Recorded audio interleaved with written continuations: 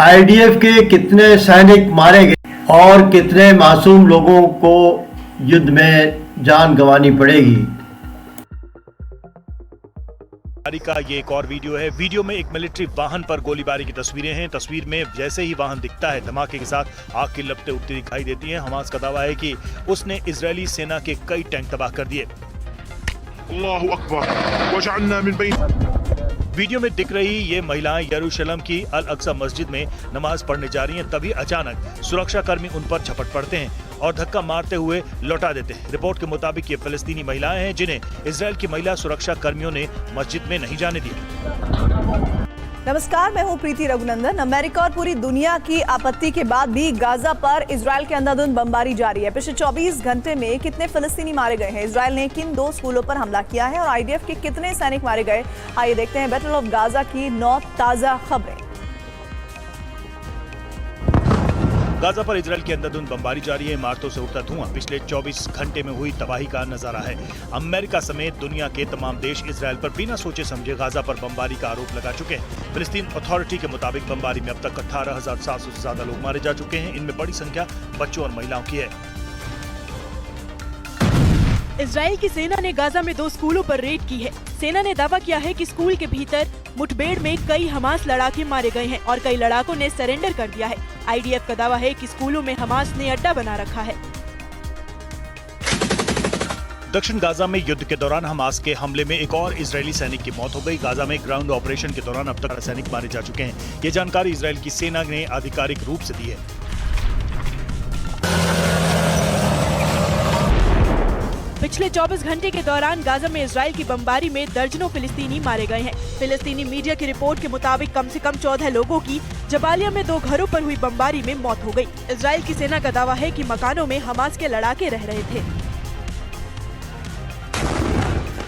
Israel की सेना ने गाजा में हमास के कमांड सेंटर को तबाह करने का दावा किया है। ये कमांड सेंटर शजाया बटालियन का बताया जा रहा है। हालांकि इजरायल के दावे की हमास या फिलिस्तीन ने अभी कोई पुष्टि नहीं की है। गाजा के शुजाया में तैनात की गई इजरायल सेना की गोलानी ब्रिगेड को खत्म करने का दावा किया जा रहा है। ये दावा हमास की अल-कसाम ब्रिगेड ने किया है। हाल ही में गोलानी ब्रिगेड के चीफ कर्नल बेन बसत की लड़ाई के दौरान मौत हो गई थी। समीर अबू दका की मौत हो गई। गाजा में अब तक 65 पत्रकार मारे जा चुके हैं। इजरायल की सेना ने इस हफ्ते दक्षिणी गाजा में अपने ऑपरेशन का एक चरण पूरा कर लिया। आईडीएफ का दावा है कि इस दौरान हमास के हथियारों का गोदाम और कई ठिकाने तबाह किए गए। राफा में हमास के कई पोस्ट बर्बाद हो गए। ईरान ने एक शख्स को जासूसी के आरोप में फांसी पर चढ़ा दिया। ये शख्स कौन था और किसके लिए जासूसी कर रहा था? हूती से निपटने के लिए अमेरिका ब्रिटेन में क्या बात हुई है? ग्लोबल टेंशन में देखिए आज की ताजा खबरें। लाल सागर में जहाज पर हूती विद्रोहियों के हमले लगातार जारी हैं। शिपिंग कंपनियों ने अपने जहाजों को लाल सागर में ले जाने से इनकार कर दिया है। यमन ने हाल ही में इजरायल जाने वाले सभी जहाजों पर हमले की चेतावनी दी है। लाल सागर में हूती विद्रोहियों के हमले को लेकर अमेरिका और ब्रिटेन के रक्षा मंत्रियों ने फोन पर बात की। दोनों देशों के नेताओं ने कहा कि इससे दुनिया भर को आर्थिक रूप से नुकसान हो सकता है। इसका समाधान जरूरी है।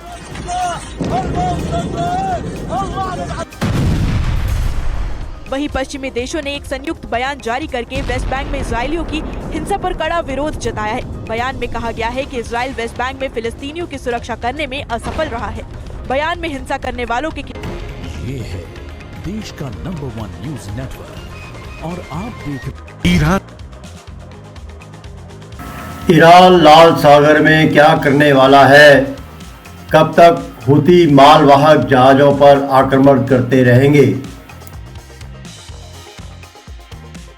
ने बता दिया है कि उसका अगला वार क्या होगा, कहां होगा और कब होगा। ईरान ये तो पहले ही कह चुका है कि पश्चिम एशिया में बहुत बड़ा धमाका होने वाला है। ऐसा धमाका जो कयामत ला देगा, जो सब कुछ मिट्टी में मिला देगा, जिसे ना इजरायल रोक पाएगा ना अमेरिका।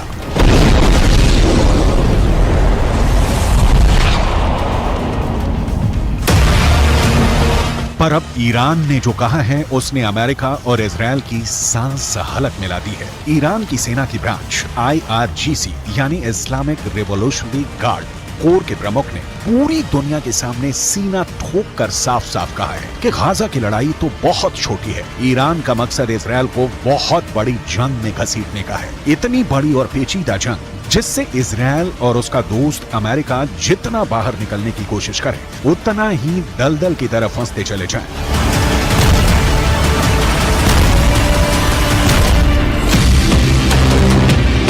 ईरान के इस वॉर गेम में तो गाजा बस एक शुरुआती पॉइंट है। ईरान की साजिशों का जाल गाजा से शुरू होकर इजराइल के पड़ोसी देशों लेबनान, सीरिया, इराक और इजराइल के दक्षिण में मीलों दूर बसे यमन तक फैला हुआ है। ईरान गाजा में तो हमास के पीछे खड़ा ही है, वो लेबनान में चरमपंथी संगठन हिजबुल्लाह से भी इजराइल पर हमला करवा रहा है और इजराइल के दूसरे पड़ोसी देश सीरिया में तो खुद ईरान मौजूद है, उसने वहां से इजराइल को घेर रखा है। सीरिया और इजराइल के बीच भी आए दिन हवाई हमलों की खबरें आ रही हैं और कुछ वक्त पहले इस लड़ाई में ताजा एंट्री हुई है यमन के हूथी विद्रोहियों की। अमेरिका ने अपने एयरक्राफ्ट कैरियर, लड़ाकू विमान और मिसाइल डिफेंस सिस्टम पश्चिम एशिया में तैनात किए, तो ईरान ने यमन में अपने समर्थन वाले हूथी विद्रोहियों को इजराइल के पीछे छोड़ दिया।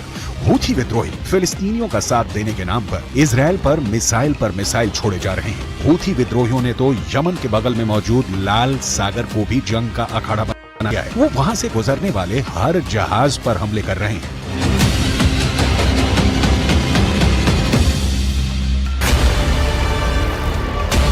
हूथी विद्रोहियों ने कसम खाई है कि जब तक इजराइल गाजा में शांत नहीं होगा तब तक लाल सागर से उसका एक जहाज नहीं निकलेगा। हूथी लड़ाके लाल सागर में इतने हमले कर रहे हैं कि खौफ के मारे जहाज कंपनियों ने वो रूट पकड़ने से ही तौबा कर ली है।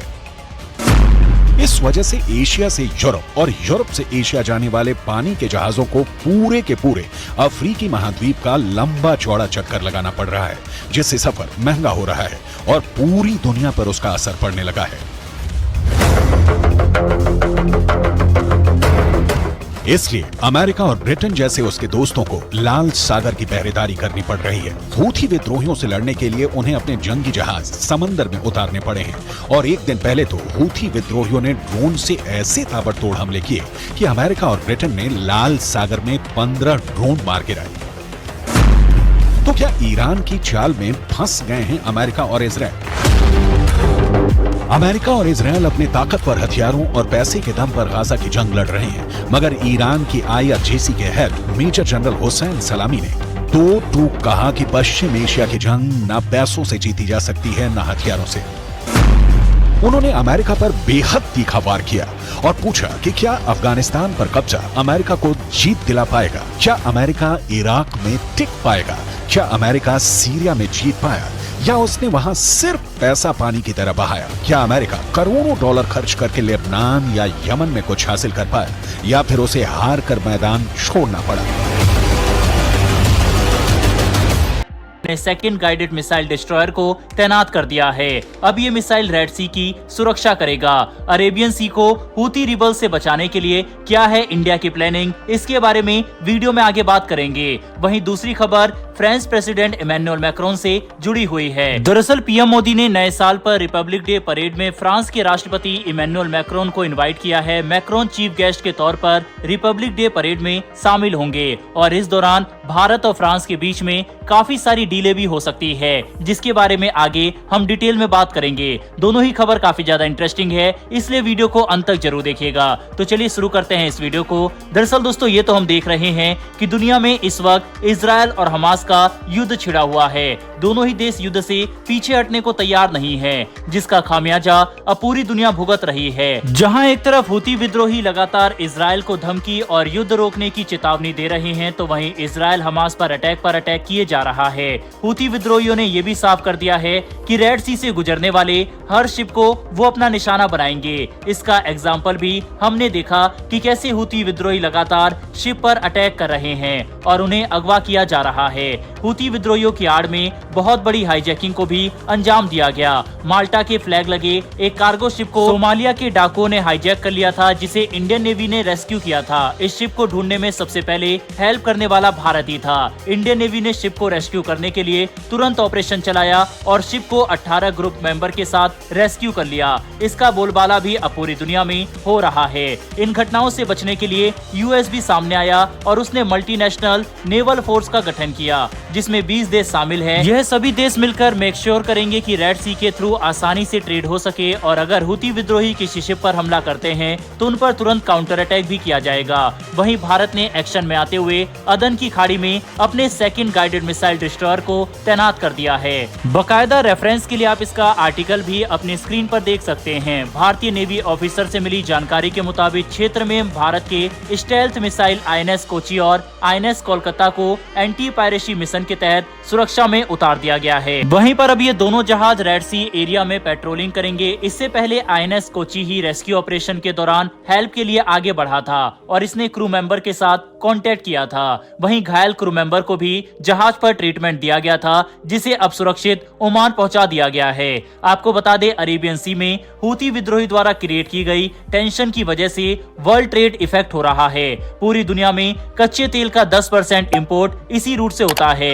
इसीलिए अब यूएस और भारत मिलकर हुती विद्रोहियों के खिलाफ मोर्चा तैयार कर रहे हैं और दोनों ही देश मैरीटाइम सिक्योरिटी को लेकर काफी सीरियस हैं। मैरीटाइम सिक्योरिटी को लेकर भारत के मिनिस्ट्री ऑफ एक्सटर्नल अफेयर के स्पोकपर्सन अरिंदम बागची का भी बयान सामने आया। उन्होंने कहा, इंडिया ने हमेशा ही free movement of commercial shipping को सपोर्ट किया है और हम इसमें इंटरेस्टेड हैं। इसीलिए आगे भी इस तरह इंडिया इसको मॉनिटर करता रहेगा। वहीं पर फॉरेन मिनिस्ट्री के स्पोकपर्सन अरिंदम बागची ने साफ कहा है कि इस तरह की घटना अगर दोबारा भी होती है तो भारत दोबारा से एक्शन लेने के लिए पूरी तरह से तैयार है। रेड सी में भारत द्वारा उतारे गए दूसरे जहाज के ऊपर आपकी क्या राय है? कमेंट बॉक्स में लिखकर जरूर बताइएगा।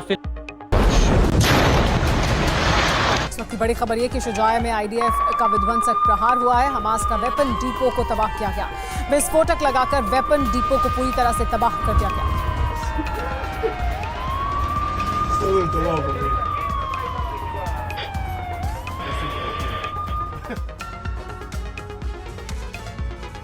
लाल सागर में उतरा कोई भी शिप, चाहे वो इजराइल का हो या फिर इजराइल की तरफ जाने वाला, उस पर हुती विद्रोहियों का हमला लगातार जारी है। कभी मिसाइलों के जरिए तो कभी विस्फोटक ड्रोन के जरिए। बीती रात भी यमन से लाल सागर में ड्रोन हमले हुए। हुती विद्रोहियों ने 15 ड्रोन दागे, लेकिन अमेरिका और ब्रिटेन की नौसेना ने हुती के सभी ड्रोन हमलों को नाकाम कर दिया और इसी के साथ ही हुती विद्रोहियों के खिलाफ जंग का भी ऐलान कर दिया। तो क्या ऑपरेशन हुती के आगाज के साथ ही लाल सागर में बारूदी आहुति दी जाएगी? देखिए ये रिपोर्ट।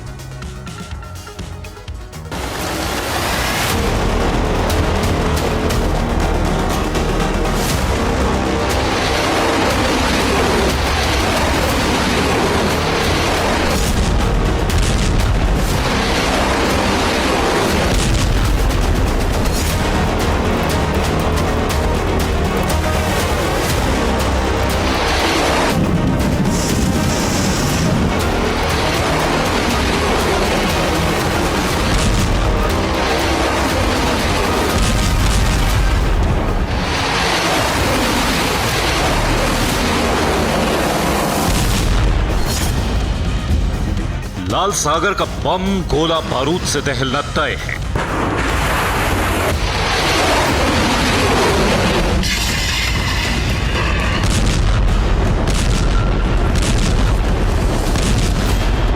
रेड सी में थर्ड वर्ल्ड वॉर का आगाज भी तय है।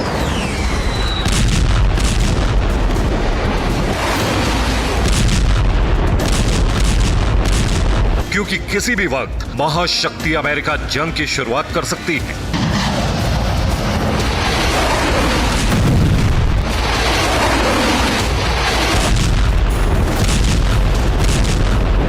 यूएस नेवी के समुद्री जंगबाज अपने विनाशकों से तबाही मचा सकते हैं।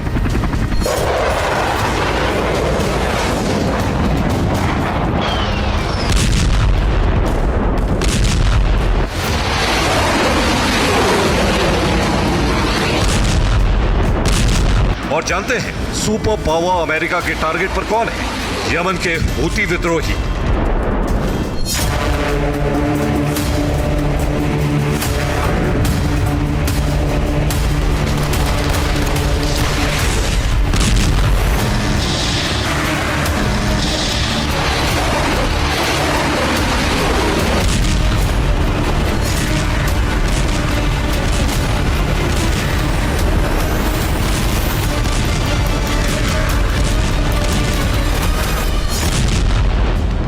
एक तरफ गाजा में इजराइल हमास के बीच युद्ध चरम पर है,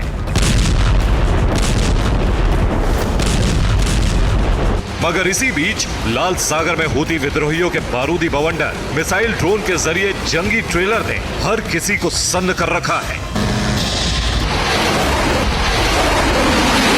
मगर इस बार अमेरिका और ब्रिटेन ने ज्वाइंट ऑपरेशन से हूती के होश फाख्ता कर दिए।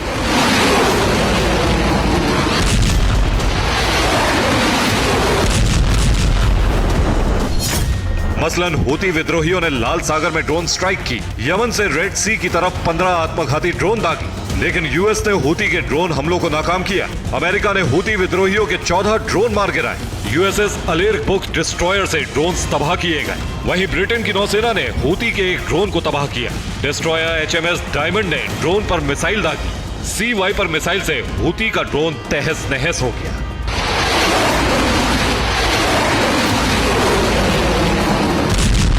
अमेरिका ब्रिटेन के पलटवार से हूती विद्रोहियों के खेमे में खलबली मच गई। हैरानी तो इस बात की है कि साल 1991 के बाद पहली बार ब्रिटेन की रॉयल नेवी एक्शन में दिखाई दी।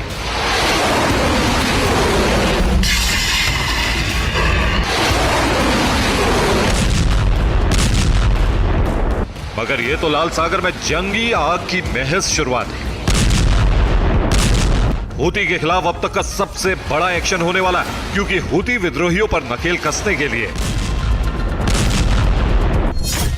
10 देशों के साथ मिलकर यूएस ने अलायंस बनाया, जिसे नाम दिया है ऑपरेशन प्रॉस्पेरिटी गार्जियन। यही अलायंस लाल सागर में हूती की घेराबंदी करेगा। रेड सी में इंटरनेशनल टास्क फोर्स अभियान शुरू होगा। US defence secretary Lloyd Austin अपने मिडिल ईस्ट के दौरे पर इस अलायंस का ऐलान करेंगे।